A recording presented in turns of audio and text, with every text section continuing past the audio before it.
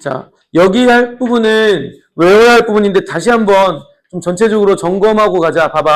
그러니까 공부를 할 때 여러분들이 내용이 너무 많아지면 그냥 그 특정 내용만 기억나고 다른 거 하나도 안 기억나는데 그러지 말고 오히려 내용이 기억이 안 나도 그 집합이 뭐뭐로 되어 있는지는 알아야 됩니다. 집합은 크게 집합이라고 하는 단원과 집합이 뭐냐에 대한 이야기를 하는 단원과 그런 집합이 뭔지 알면 이 집합을 가지고 뭐 하는 거? 연산하는 단원. 여기 두 가지가 있다고 보면 돼. 알겠지? 그러니까 집합이 마치 좀 비교 대상으로, 자, 비교 똑같은 건 아니지만 실수를 좀 생각을 했으면 좋겠어. 숫자, 알겠지? 자, 우리 숫자에는 뭐 하는 거 배웁니까? 연산하는 거 배우잖아. 얘네들은 똑같은 건 아니야. 알겠지? 얘는 물리적인 양이 있어서 뭐 더하라, 빼라라면 더해져서 최종적인 양 이렇게 쓰는 거지만 집합은 이미 앞에서 배웠던 것처럼 절대적 기준 또는 명확한 기준으로 분류된 모임이다 보니까 그 안에 원소들이 있어요.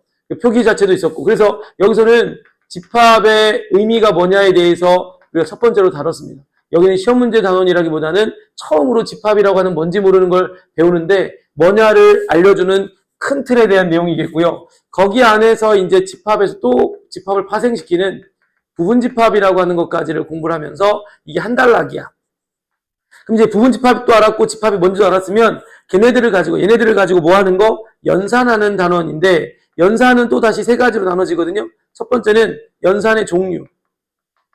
아마 지난 토요일 날 설명했던 게 이제 연산의 종류 네 가지를 설명드렸던 겁니다. 무슨 집합, 무슨 집합, 무슨 집합?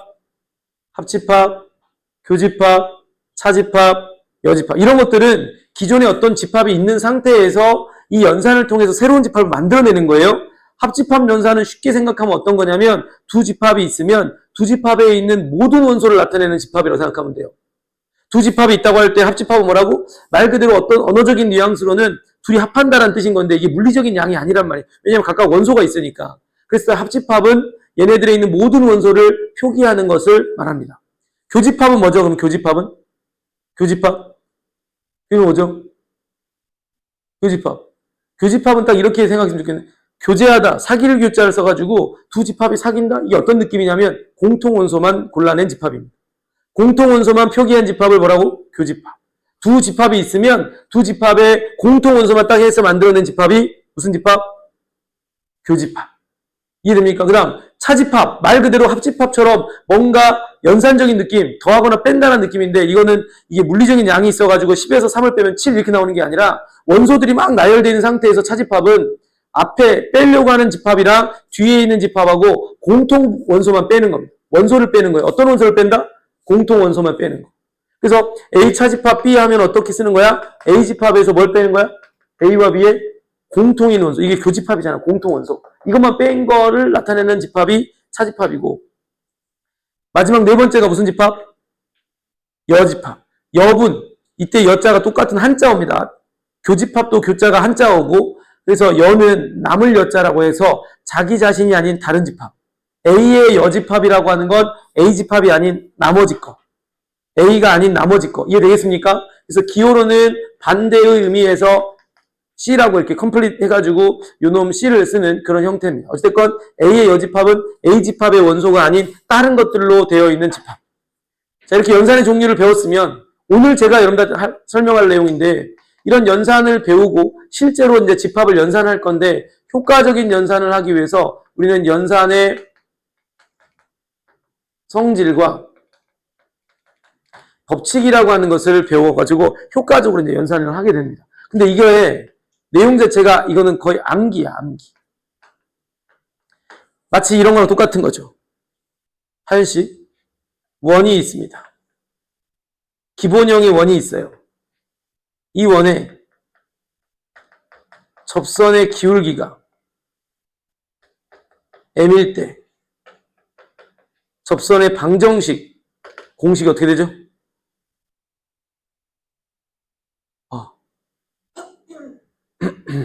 갑자기 턱 막히죠, 뭐가? 뭐야? 지금 여기서 하려고 하는 내용이 마치 이렇게 딱 나오면 바로 나와야 되는데 원방을 왜 어려워합니까? 뭔가 딱 나오면 바로 외워야 될 공식들이 많은데 너무 많다 보니까 헷갈리기도 하고 지금처럼 이렇게 막힌 승엽씨 뭐죠? y는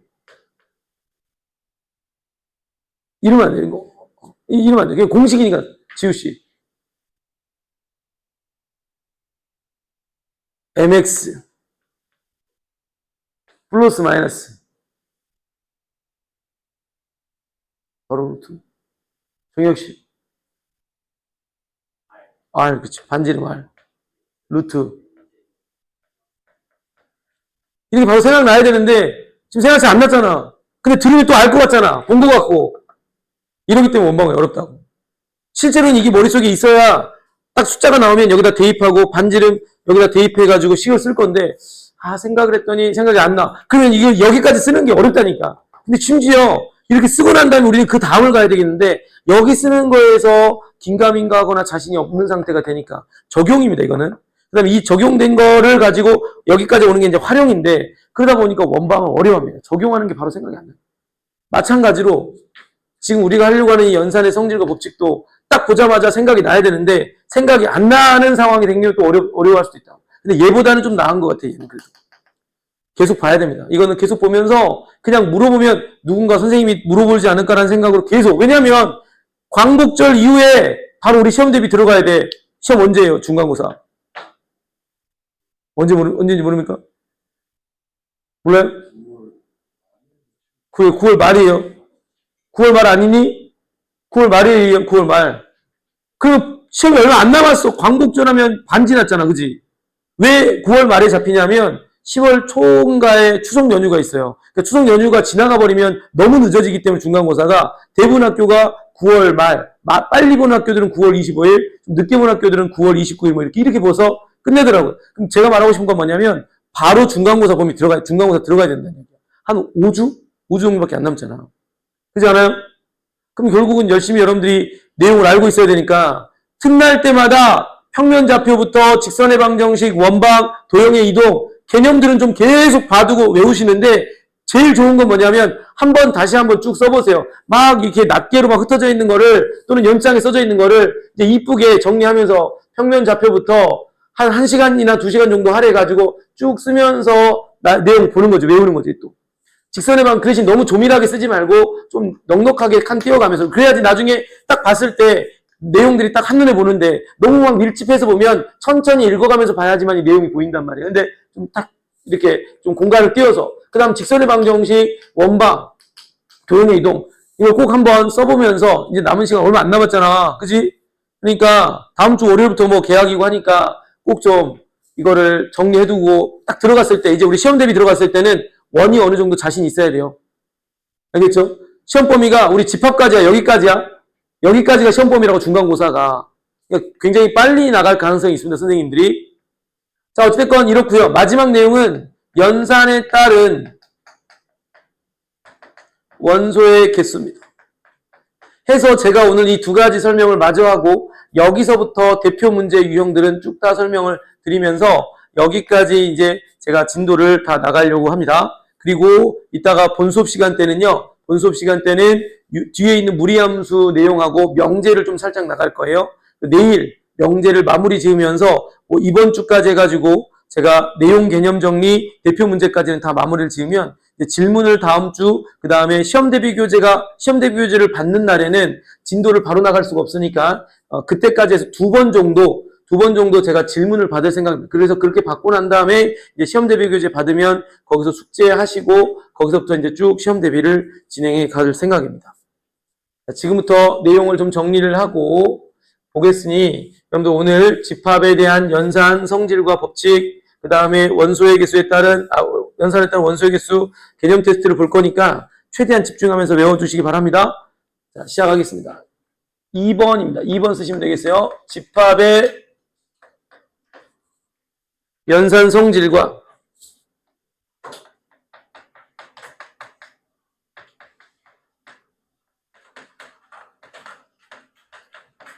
법칙입니다. 집합의 연산 성질과 법칙이야. 자, 먼저는 집합의 연산 성질입니다. 이거는 무조건 암기야. 한 7가지 써드릴 건데 특히 2가지, 3가지는 무조건 암기하고 있어요. 너무 자주 나오니까.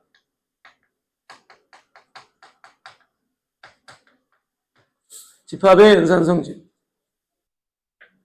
그러니까 이건 이미 제가 앞에 각각의 집합들을 설명하면서도 연산 성질을 써드렸던 건데 첫 번째, A와 전체 집합의 합집합은 뭘까요? 전체겠죠, 당연히. 그죠? 합집합이라는 게 뭐였지? 두 집합의 원소를 모두 나타내는 집합이라고 했단 말이야.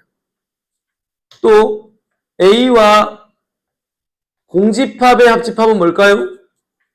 이건 이해하면 되겠지만 굳이 외우려고 하는 것보다는 합집합의 정의를 잘 알고 있으면 두 집합의 모든 원소를 쓰는 건데 공집합이 뭐야? 하나도 원소가 없는 집합이니까 해봤자 누구겠어요? A. 그 다음 A와 A의 여집합의 합집합은 뭘까? 실제로 제일 많이 나오는데 제일 많이 나옵니다. 이해를 하세요? A집합과 A를 제외한 나머지 집합이 여집합인데 둘이를 합집합하라고 했으니까 뭐라고 쓰면 될까요?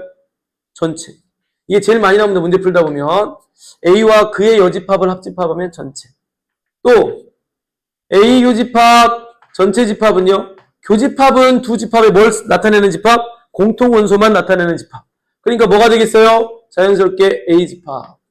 또 A와 공집합을 교집합 뭘까? 공집합 자체가 원소가 하나도 없다 보니까 얘랑 교집합을 하는 모든 집합은 그냥 공집합 되겠지. 왜냐면 공통 원소를 써야 되는데 한쪽 집합에서 원소가 하나도 없다 보니까 공통인 게 안 생기겠지. 그 다음 A와 A의 여집합. A집합이랑 A의 바깥쪽에 있는 집합의 공통 원소 생길 수가 없지. 겹치지를 못하니까. 자기 자신 이 A집합이 아닌 것들을 만들어낸 집합이 A의 여집합인데 이 둘이를 겹친다라고 했을 때 겹칠 수 있는 게 없어. 그래서 얘 공집합. 두 번째는 A의 여집합의 여집합. 마치 우리 함수에서 역함수의 역함수는 자기 자신 함수라 했는데 집합에서도 A의 여집합의 여집합은 자기 자신. 아무것도 없는 것의 여집합은 전체 집합이 되겠고 전체로 되어 있는 집합의 여집합은 공집합이 된다라고 하는 것까지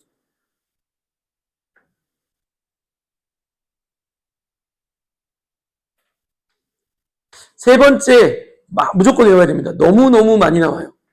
자, 우리가 알고 있는 요 기호는 뺄셈이라고 하는데 이제 집합에서는 차집합을 읽어요. A 차집합 B, A 차집합 B. 뺄셈 기호처럼 보이지만 읽을 때는 차집합입니다. A 차집합 B. A 차집합 B랑 똑같은 표현이 있어. 혹시 공부한 사람 있을까? 뭐지? 선생님 혹시 알아? 그치, 굿잡. A 교집합 B의 여집합입니다. 꼭 알아두세요. 차집합이라고 하는 이 기호가 나오면 무조건이야. 얘는 교집합의 여집합으로 바뀌는 거고 교집합의 여집합이야. 그럼 무조건 차집합을 생각하면 돼. 그래서 예를 들어 선생님 동그라미와 세모집합의 차집합은요. 동그라미 집합과 세모집합의 여집합의 교집합. 선생님 동그라미와 세모의 여집합, 교집합의 여집합은 뭔데요? 차집합이에요. 바로 나와야 된다는 얘기야. 알겠어요? 굉장히 자주 나옵니다. 얘가 나오면 1도 고민하지 말고 이렇게 가셔야 되고요. 얘가 나오면 얘로 가야 됩니다. 그리고 이제 실제로 이것과 똑같은 표현이 더 있는데 이거는 이제 직접 원소를 구한다거나 또는 개수를 구한다라고 할 때 쓰는 방법. 차집합은 아까 뭐라 그랬지? 앞에 있는 집합에서 뒤에 있는 집합하고 뭘 빼는 거라 했어? 공통 원소를 빼는 거니까 교집합을 빼는 거랑 똑같다. 이거 차집합의 성질에만 다 써드렸던 겁니다. 외우셔야 돼 이거. 그 다음은 또 다른 표현으로는 A집합은 안 주고 전체 합집합이 주어져 있는 상태에서 A 차집합 B는 여기다가 B만 빼주셔도 됩니다. 실제로는 이 두 가지가 제일 많이 쓰이는 거고요. 요거 딱 나오자마자 이렇게 고칠 수 있어요. 엄청 많이 나오는 거라서. 되겠습니까? 벌써 이제 시작해버렸네요. 예린이. 자, 네 번째. 네 번째! 중요해! 중요해, 많이 중요해. 네 번째. 네 번째가 뭔데요? 제일 많이 써먹는 집합의 연산 성질이 되겠습니다. 이미 이것도 말은 했어요. A와 B의 합집합이 A이면 어떤 내용이 있다 그랬죠? 둘이를 합집합했다. 합집합은 두 집합에 있는 원소를 모두 나타내는 집합인데 모두 나타낸 집합이 A집합이 돼버렸다는 거는 어떤 의미가 담겨 있겠어요? 이해를 하고 먼저 외우셔야 되는데 합집합 A라는 집합과 B라는 집합의 모든 원소를 나타내는 집합이 합집합인데 그 모두 나타낸 게 그냥 둘 중에 하나인 A집합이 됐다는 것은 B가 A 안에 들어가 있다. 그걸 우리 뭐라고 하냐면 B contain A라고 말합니다. B는 A의 부분집합이다. 그래서 이거 나오면 합집합이 딱 나오면 합집합에 대한 결과집합이 큰 집합이 되는 거고요. 그렇지 않은 요놈이 작은 집합이라서 꼭 이렇게 외우세요. 이거 외워야 되기 때문에 합집합을 해서 두 집합을 가지고 합집합을 했는데 둘 중에 하나가 딱 나와버렸다면 얘가 무조건 큰 거라고 생각을 하시고 다른 놈은 작은 놈이 되면서 작은 놈이 큰 놈한테 포함될 수밖에 없잖아요. 그래서 이런 포함관계 형성되는 거고 또 하나 A 교집합 B를 했는데 A이면 교집합은 뭐였지? 교집합은? 둘의 공통원소를 쓰는 거야. 둘 중에 교집합을 했는데 공통원소가 A라면 B는 공통원소 말고도 또 다른 원소가 있을 수 있으니까 얘가 더 뭐 하겠습니까? 큰 거야. 그래서 교집합은요 결과로 나온 집합이 여러분들 머릿속에서 그냥 작은 집합이라고 인식해버려. 그래서 그러면 A는 B한테 컨테인 되겠구나 이렇게. 헷갈릴 수 있지만 너무너무 잘 나오는 거니까 외워두셔야 되겠고요. 세 번째 총 4개를 쓸 겁니다. A 차집합 B를 했더니 공집합이 나왔어. 차집합은 여기서 봤던 것처럼 A라고 하는 집합에서 A와 B의 교집합을 한 다음에 빼는 건데 뺐는데 하나도 없다는 이야기는 A에 있는 모든 원소를 B가 다 빼버렸다는 이야기니까 누가 더 크겠어요? 쉽게 말해서 얘가 얘를 잡아먹었다고 생각하면 되는 겁니다. 그러니까 하나도 없는 거지. 그렇게 인식을 하면서 외워야 오랫동안 기억합니다. 알겠죠? 자, 다시 둘이를 차집합을 했는데 결과가 공집합이 나왔다면 뒤에 있는 집합이 앞에 있는 집합의 원소를 다 잡아먹었다. 왜? 뺀다라는 게 무슨 의미였습니까? 앞에 있는 집합에서 뒤에 있는 집합하고 공통 원소를 빼는 거기 때문에 뺐더니 다 사라졌다? 무슨 의미가 담겨 있는 거라고? A는 B한테 컨테인. 뒤에 있는 게 더 크구나. 이때는 이 차집합을 했을 때 공집합이 나오면 뒤에 게 큰 거고 교집합을 해서 나온 놈은 이게 작은 놈이고 합집합에서 나오는 놈은 큰 놈. 마지막 하나 더.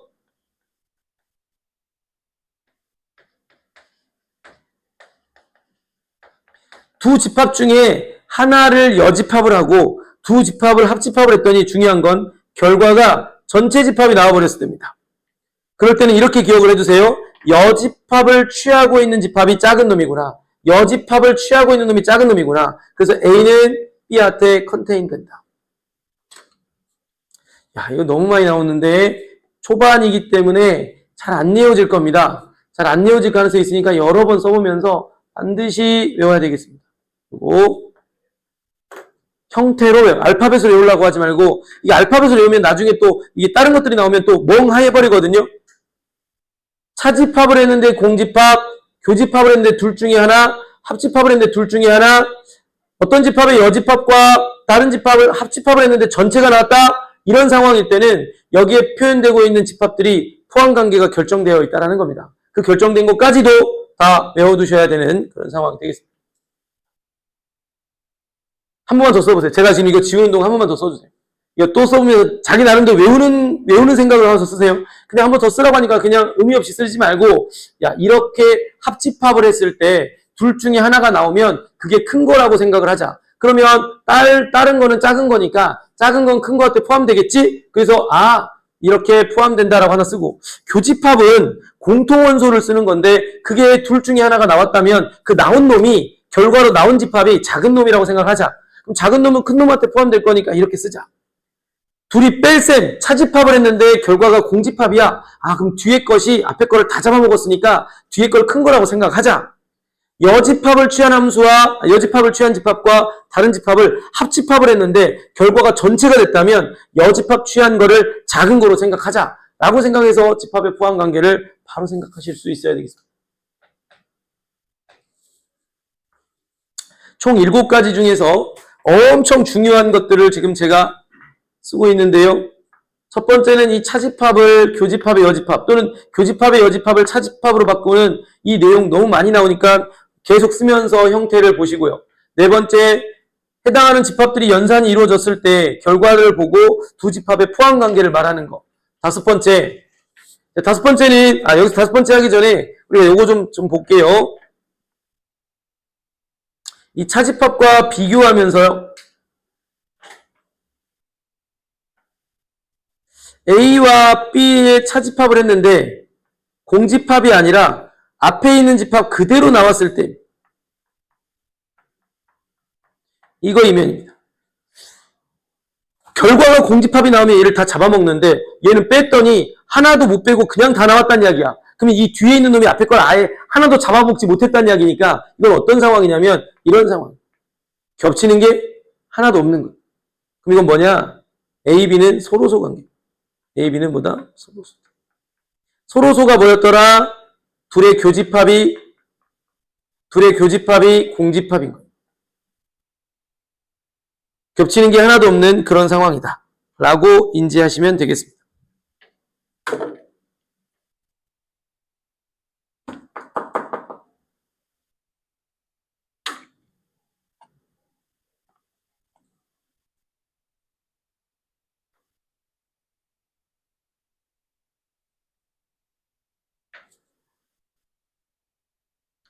자, 다섯 번째 내용으로 갑니다. 다섯 번째 내용은 이 세 번째 내용에서 착안된 건데 이해를 하시는 게 중요하겠습니다. A 차집합 B와 B 차집합 A를 했는데 결과가 공집합이면입니다. 결과가 공집합이면 봐라. 합집합이라고 하는 것 자체가 선생님 합집합이라고 하는 것 이 자체가 이 집합에 있는 원소와 이 집합에 있는 원소를 모조리 다 나타내는 집합인데 아니 결과가 공집합이 나왔다고? 합집합은 각자에 있는 원소들을 다 나타내는 건데 결과가 공집합이라고? 무슨 의미가 담겨 있는 거야? 둘 다 얘네들은 무슨 집합이었었다니까? 공집합이라. 그럼 좀 전에 말했던 것처럼 A에서 B를 차집합했는데 공집합이라는 건 B가 A를 잡아먹기 때문에 A는 B한테 컨테인 되는 거고요. 또 B 차집합 A도 공집합이니까 A가 B를 다 잡아먹었기 때문에 B는 A한테 컨테인이다. 그럼 봐봐. A가 B한테 컨테인 되고 B가 A한테 컨테인 된다? 지금 뭐지? 뭘 말하는 거지? 그렇지. A별 서로 같은 집합인 거예요. 자, 얘가 뭘 말하는 표현입니까? A가 B한테도 포함되는데 반대로 B도 A한테 포함된다면 A는 B하고 서로 같은 집합을 나타내는 수학적 정의입니다. 그 서로 같은 집합을 나타내는 이 수학적 정의를 간접적으로 제시할 때 많이 쓰이는 표현입니다. 알겠죠? 근데 이걸 이해하려면 먼저는 합집합을 했는데 공집합이라면 각각에 있는 이 연산들을 한 집합들의 결과가 공집합일 거고 그리고 여기서 이제 마지막 차집합을 한 결과가 공집합이면 포함관계가 있다라는 게 내용이 되겠고요. 자, 여섯 번째도 엄청 많이 나옵니다. A가 B한테 컨테인 된다면, 부분집합이라면 각각의 집합의 여집합을 취한 함수의 포함관계는 어떻게 됩니까? 반대로 바뀐다. 이것도 엄청 많이 나옵니다. 알겠죠? 이것도 엄청 많이 나옵니다. 이것도 외워야 되겠네요. 어떻게 외우자? 이미 포함관계가 확정된 두 집합이 있는데 그 포함관계가 확정된 두 집합에 여집합을 취했을 때 포함관계는 반대가 돼. 왜 반대인지 한번 잠깐 볼래요?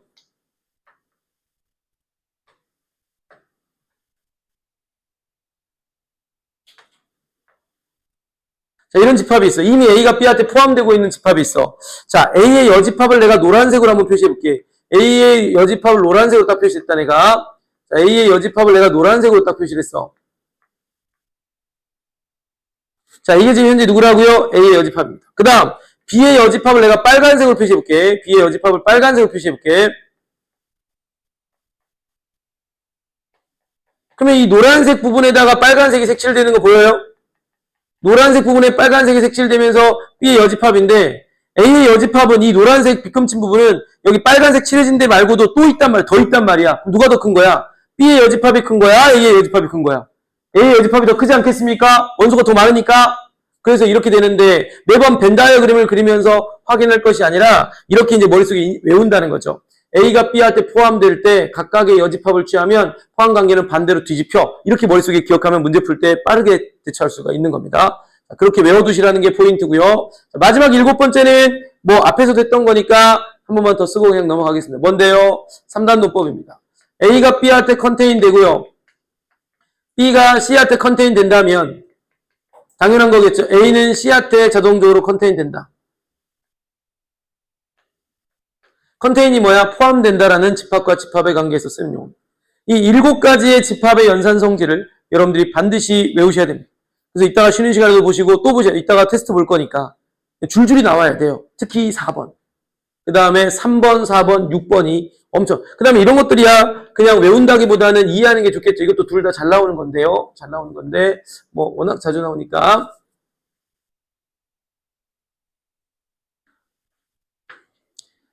자, 그래서 벌써 이 집합의 연산 성질 끝났고요. 그 다음에 두 번째 집합의 연산 법칙으로 가겠습니다.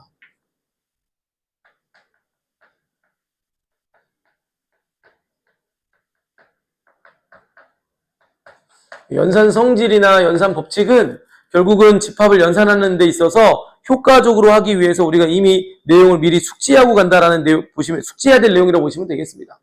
자, 총 5가지 정도를 제가 소개할 건데 첫 번째는 교환 법칙이에요. 이런 것들은 뭐 외울 필요는 없고요. 집합의 연산에서 교환 법칙이 써지는 연산은 실수 연산이랑 똑같습니다. 교환이라고 하는 건 둘의 위치를 바꾸어서 계산하더라도 결과가 똑같은 걸 말하는데 우리 실수 연산에서는 덧셈, 뺄셈, 곱셈, 나눗셈 중에 딱 2개만 되죠. 곱셈일 때, 덧셈일 때 둘의 위치를 바꾸어도 결과가 똑같지. 하지만 뺄셈일 때는 위치 바꾸는 순간 결과 달라지고요. 나눗셈일 때도 위치 바꾸면 결과 달라지거든. 마찬가지로 집합의 연산에서도 교환 법칙은 딱 2개의 연산, 총 4개의 연산이 있지만 2개만 가능해요. 어떤 거? 합집합 연산. 합집합 연산은 둘의 위치를 바꾸어서 합집합하더라도 결과 똑같고요. 그 다음 교집합 연산. 교집합 연산도 둘의 위치를 바꾸어서 연산하도 똑같다. 근데 뭐 차집합이나 여집합은 위치를 바꾸면 성립하는 게 아니다. 교환 법칙은 그냥 이해하고 넘어가도 괜찮겠지. 언제만 성립한다? 교환 법칙은 교집합이랑 합집합 연산일 때 이루어지는 거. 두 번째, 결합 법칙도 마찬가지. 결합 법칙도 기본적으로는 집합이 3개가 등장하는데 거기 안에 등장하고 있는 연산이 다 동일해야 되거든요. 어떤 집합으로? 합집합과 교집합. 이런 거야. A와 B를 먼저 합집합을 하고 C를 합집합한 거랑 B하고 C를 먼저 합집합하고 A를 합집합한 거는 똑같다. 중요한 건 이 집합들이 똑같아야 됩니다. 합집합, 합집합, 합집합, 합집합 이렇게 돼 있을 때는 내가 그냥 원하는 것부터 해도 된다는 이야기야. 그러니까 쉽게 말해서 이런 겁니다. 선생님 이렇게 나와 있을 때는요. 내가 이거부터 해도 되고 이거부터 해도 된다. 내 마음대로 된다는 이야기. 알겠지? 왜? 무조건 같을 거니까. 그걸 무슨 법칙? 결합 법칙. 내가 이거부터 하고 싶은데요. 혹은 이거부터 하고 싶은데요. 상관이 없다. 항상 똑같으니까. 알겠죠? 결합 법칙이라고 하는 거는 3개의 집합이 모두 합집합으로 되어 있을 때 앞에 거 2개를 먼저 할 건지 아니면 뒤에 2번째와 3번째 걸 먼저 할 건지 상관이 없다라는 내용입니다. 다음 또 마찬가지로 어떤 것도 가능한 거냐? 세 집합을 교집합을 하고 있을 때 앞에 거를 먼저 교집합을 하고 그 다음 할 거냐 아니면 뒤에 거를 먼저 교집합하고 앞에 거를 할 거냐 해도 상관이 없다는 거예요. 어떤 걸 먼저 해도 상관이 없다가 바로 결합법칙. 대신에 결합법칙은 연산이 뭐 해야 돼요? 같아야 됩니다. 그게 특징이야. 연산이 달라지면 분배법칙이 돼버려.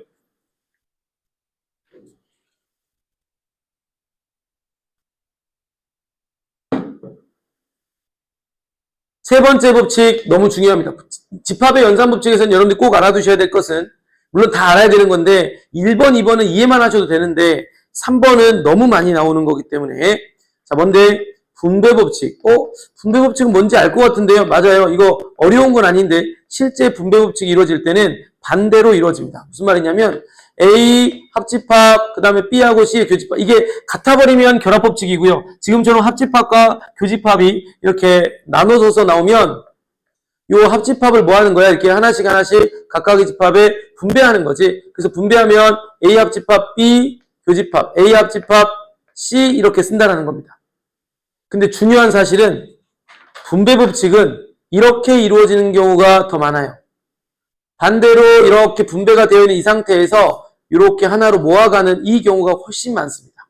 분배법칙의 역연산이야. 그럼 선생님 이렇게 쭉 되어 있는 것에 분배법칙의 역연산이 이루어질 때는 항상 이루어지는 게 아니라 식의 특징을 관찰해야 됩니다. 어떤 특징이요 선생님?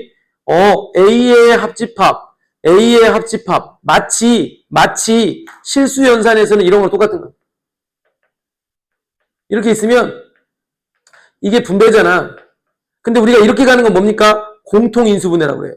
보니까 이 2개 항에 A가 공통이네. 그럼 A 한 번만 쓰고 공통이지 않은 것들을 이렇게 모아서 이렇게 쓰는 게 바로 이거잖아요. 여기도 마찬가지. A 합집합이 공통이니까 공통인 거는 한 번만 쓰고 공통이지 않은 것들은 가운데 교집합이니까 가로 안에 교집합으로 묶어내는 이렇게 가는 경우들이 상당히 많다. 또 하나 A 교집합 B하고 C의 합집합 이거를 분배하세요라고 하면 A 교집합 B 합집합 A 교집합 C 이렇게 될 건데 역시 이때도 마찬가지입니다. A 교집합 이게 딱 나오면 둘의 공통인 거니까 한 번만 쓰고요. 공통이지 않은 것은 합해서 여기다가 딱 쓴다라는 거예요.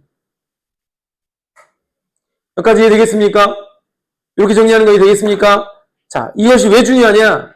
여러분들이 분배법칙은 집합연산을 간단하게 하는 핵심적인 역할입니다. 집합의 연산을 간단히 정리할 때 핵심적으로 쓰이기 때문에 시험에 엄청 잘 나온다고 보시면 되겠습니다. 예를 들어서 하나 설명을 해드릴게요. A 교집합 B와 그 다음에 합집합 A 교집합 B의 여집합이 있습니다. 자, 얼핏 보면 되게 길죠, 그죠? 근데 이 집합을 딱 봤더니 특징을 관찰했어야 되겠죠. 어떤 특징? 선생님, A 교집합이 있는데요. A 교집합이 있는데요. 그럼 마치 우리 공통인수분해 하듯이 옆에다가 뭐라고 이 식을 고쳐서 쓸 수 있겠습니까? A 교집합을 쓰시고 가로 열고 B 집합, 그 다음에 합집합, 그 다음에 B의 여집합 이렇게 딱 쓰시면 야, B하고 B의 여집합 정의가 뭐지? B하고 B의 여집합의 합집합은? 생각을 해. 그냥 뭐 외웠던 걸 기억하면서 딱 말하지 말고 생각이 안 나면 B집합이 있고 B의 여집합이 있는데 그 둘이를 합집합하라고 하면 뭘까? 그런 식으로 생각이 안 나면 해야 되는데 내가 막 외웠는데 기억이 안 나, 모르겠다 이렇게 하지 말고 물론 여기 다 써놨습니다. 자, 근데 기억이 안 날 때는 그래서 제가 저거는 외우지 말고 기억이 안 나면 생각해보면 돼. B집합이랑 B의 여집합. 그러면서 나중에 문제를 많이 풀다 보면 빠르게 이제 반응하는 속도가 나올 겁니다. 전체 집합이고요. A하고 전체 집합의 교집합은 뭡니까? A하고 전체 집합의 교집합은 뭘까? 둘의 공통원소만 쓰는 거니까 누가 될까요? A하고 전체 집합의 교집합 뭐야? 말해줘. 여기 있잖아. A하고 전체 집합의 교집합 뭐야? A잖아. 왜? 둘의 공통원소를 쓰는데 하나는 전체야. 말 그대로 전체고 하나는 A란 말이야. 그 안에 들어가 있는 놈이란 말이야. 그럼 둘의 공통인 건 무조건 A가 될 수밖에 없지 않을까? 이해를 하면서 외워. 그래서 A라고. 이 복잡했던 놈이 분배법칙을 이용해서 분배법칙의 역연산을 이용해서 정리를 했더니 아주 간단하게 하나의 집합으로 올 수가 있다는 이야기야. 따라서 분배법칙은 집합의 연산하는 과정에서 간단히 정리할 때 굉장히 많이 쓰이는데 항상 쓰이는 게 아니고 언제 쓸 수 있다고요? 이 연산되어 있는 것들이 A 합집합, A 합집합, A 교집합, A 교집합 이렇게 딱 되어 있으면 마치 이제 공통인수분해 하듯이 공통인 건 딱 한 번만. 또 여기도 마찬가지로 공통인수분해 하듯이 A 교집합 쓰면 나머지 것들은 가로 안에 묶어준다. 알겠어요? 이해됩니까? 꼭 쓰면서 나중에 외워놔라. 알겠지? 네 번째도 역시 중요합니다. 네 번째도 엄청 자주 나와서 중요한 요소가 되겠네요. 뭔데? 익숙한 표현은 아니지만 드모르간의 법칙이요. 드모르간 법칙.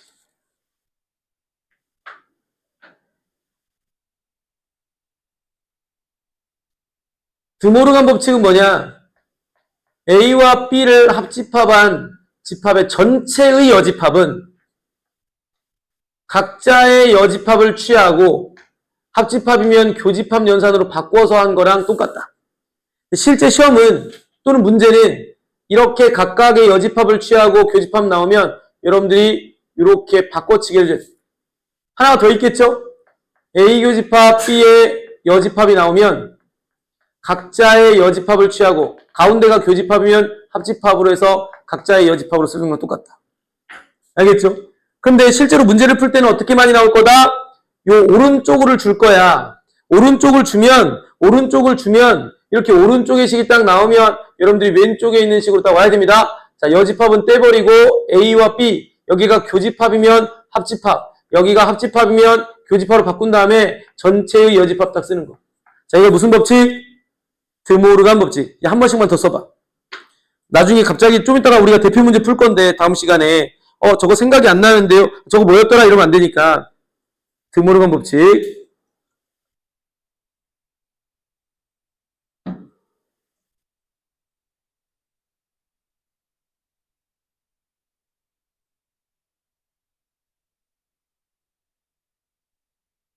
총 5가지 법칙이 있는데요. 그 중에 핵심 메인은 분배 법칙이다. 그 다음 또 하나는 드모르간 법칙. 연산할 때 가장 많이 사용되기 때문에 이런 것들을 하면 간단히 정리를 할 수 있기 때문에 그렇습니다. 물론 얘네들은 이해 차원에서 그냥 보셔도 되고 쓰는 김에 외울 때 뭐 어렵지 않을 거니까. 자, 마지막 5번째는 안 써도 되는데 일반 여러 문제집 중에 많은 문제집에 소개하고 있지는 않지만 있는 것들도 있다 보니까 제가 그것도 써드리겠습니다. 뭔데 이미 앞에서 쓰고 있는 거거든. 2번에서 성질에서 부정법칙. 부정법칙은 부정에 부정을 하면 우리가 긍정이 된다고 하는 국어에서도 쓰이는 표현이 있는데 수학도 마찬가지거든. A의 여집합을 하면 자기 자신으로 돌아온다는 거예요. 역함수도 마찬가지였죠. 역함수도 마찬가지.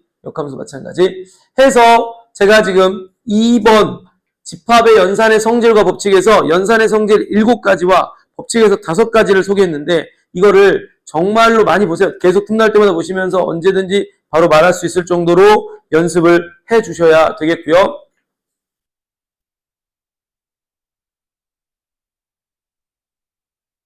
자, 이제 마지막 3번 설명하고 잠깐 쉬었다 갈 건데 3번은 공식처럼 쓰이는 거예요. 3번도 지금 것처럼 공식처럼 쓰는 거기 때문에 쓰고 외우신 다음에 적용하는 문제가 되겠습니다.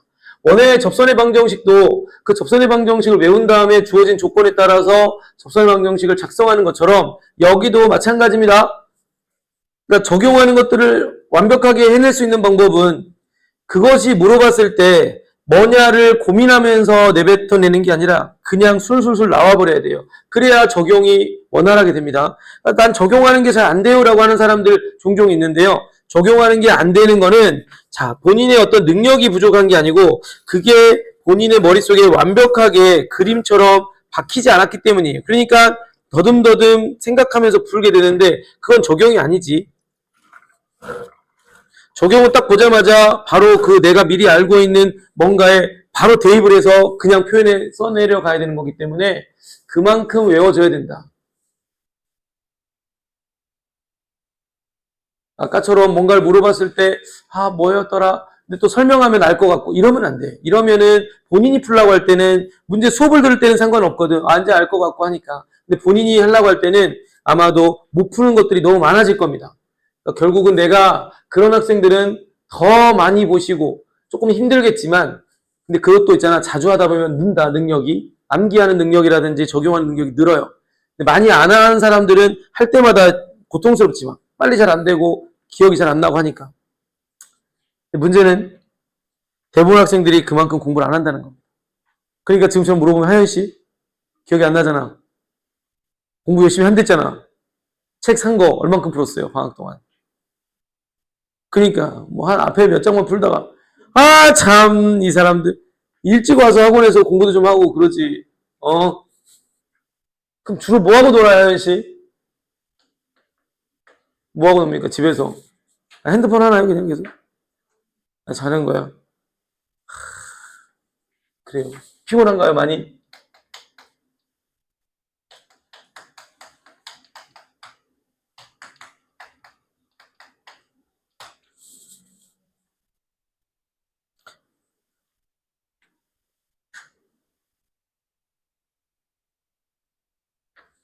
자, 집합연산에 따른 원소의 개수입니다.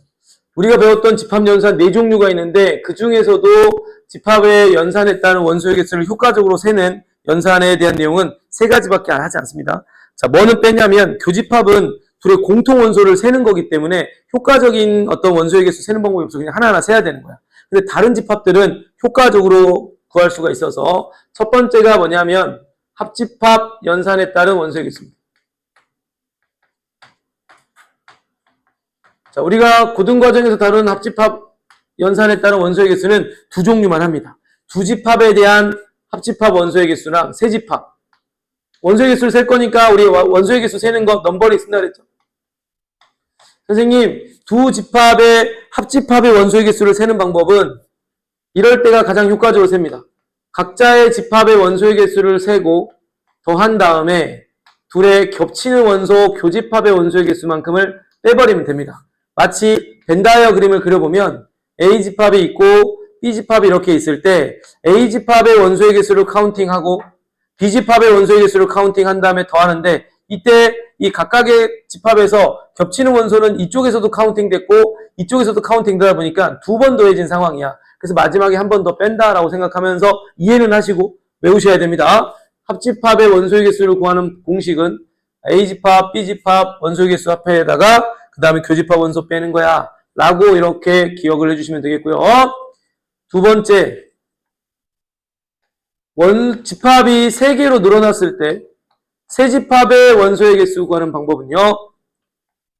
A집합의 원소의 개수, B집합의 원소의 개수, C집합의 원소의 개수에다가 얘네들을 각자 세다 보면 그 두 집합들별로는 여기서도 확인했듯이 겹치는 걸 2번씩 세거나 중복이 될 수 있지 않겠습니까? 그래서 중복되는 상황이니까 한 번씩 빼줍니다. AB 상황에서 한번 발생할 거고요. BC 상황에서 한번 또 중복이 발생할 거고요. 그 다음 CA 상황에서 한번 발생을 할 겁니다. 그리고 끝나는 게 아니라 그렇게 했더니 이런 느낌이야. A집합이 있고 B집합이 있고 C집합이 있어서 사실은 A집합 세면서 여기 한번 셌어요. B집합 세면서 여기 한번 셌어. 그래서 여기를 빼서 없앴는데 또 마찬가지로 근데 여기 있는 거 빼면서 또 그 다음 거 여기서 빼고 여기서 빼다 보니까 실제로 이 정 가운데 있는 거는 아예 비어있는 상황이 된 겁니다. 한 번 더 더해주는 형태로 마지막 셋의 교집합의 원소의 개수는 더해주는 걸로. 자, 길지만 꼭 외워두셔야 되겠고요. 자, 참고로 3개짜리 집합의 합집합은 항상 문제를 풀 때 벤 다이어그램을 그려가면서 이 공식은 당연히 외우시고요. 벤 다이어그램을 이용하는 게 문제를 풀 때 훨씬 더 좋습니다. 왜냐하면 3개짜리 합집합은 기본적으로 쉬운 문제가 아니라 어려운 문제로 보통 많이 나오는데 2개짜리는 거의 뭐 암산으로 할 수 있는 상황들이 많으니까 엄청 어렵지가 않지만 3개짜리는 집합이 너무 많아졌기 때문에 벤 다이어그램을 그려가면서 문제를 푸는 것이 효과적이다 라는 설명까지 같이 할 건데 우선 지금은 3개짜리든 2개짜리든 각각의 집합의 원소의 개수를 세는 방법은 외워두셔야 합니다. 알겠죠? 두 번째는 교집합은 직접 세는 거니까 따로 효과적으로 세는 방법이 없고요. 차집합의 원소의 개수입니다.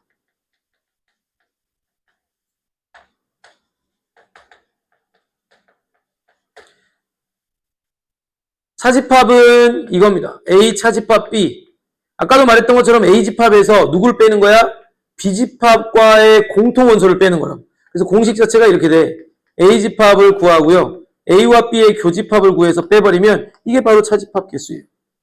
또는 이렇게 할 수도 있어. 상황에 따라 합집합의 개수가 나와 있으면 합집합에서 누굴 빼도 되냐면 B집합을 빼도 A 차집합 B의 원소의 개수가 되겠습니다.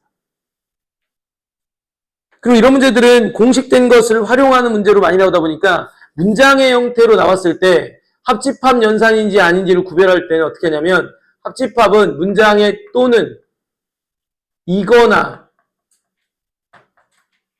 둘 중에 적어도 이런 표현들이 나오면 이거 합집합 연산이야. 이거 합집합 연산을 통한 원소의 개수 구하라고 하는 거야. 라고 알아두시고 차집합은 뭐뭐만 이 만이 나오면 합집합입니다. 음악만 좋아하는 학생들, 수학만 좋아하는 학생들 이런 것들이 나올 때는 수학이라고 하는 집합과 뭐 다른 과목에 대한 집합이 있을 때 수학만이라고 하면 수학 집합에서 다른 집합과의 공통 원소를 빼버리는 걸 물어보는. 그래서 이 뭐뭐만 물어보는 상황이 나올 때는 뭘 떠올려라? 차집합 연산을 떠올리시면 되겠습니다. 자, 마지막 세 번째는 뭐 별거 없고요. 세 번째 집합 연산은 여집합 연산이 되겠는데요. 여집합에 따른 원소의 개수 구하는 방법은 간단합니다. 넘버링 A의 여집합이니까 A를 제외한 나머지 것들이잖아요. 그래서 이 기본적으로 여집합을 이야기하려면 그 집합을 제외한 나머지 것들인데 이 나머지 거를 감싸고 있는 뭐가 있어야 되겠어요? 전체가 있어야 되겠지. 여집합은 무조건 전체 집합에서 그 여집합의 안에 들어가 있는 함수 있죠? 이 함수 A집합을 빼버린 것이 여집합의 원소의 개수라고 생각하면 되겠습니다. 여집합은 얘네들이 아닌 A집합이 아닌 거에 대한 원소의 개수인데 구하는 방식은 전체 집합에서 A인 집합의 개수를 구해서 빼버리면 A가 아닌 집합, 알겠죠? 이렇게 구할 수 있는 상황이 되겠습니다. 그래서 지금 여기까지가 제가 이제 집합의 연산에 따른 개념적인 요소고 실제로 이제 문제를 많이 풀어봐야 됩니다. 이걸 외운 거를 막 계속 적용하고 연습해봐야 됩니다. 알겠지? 자, 잠깐 쉬었다가 제가 그 연습들을 한번 해볼 테니까 같이 한번 보겠습니다.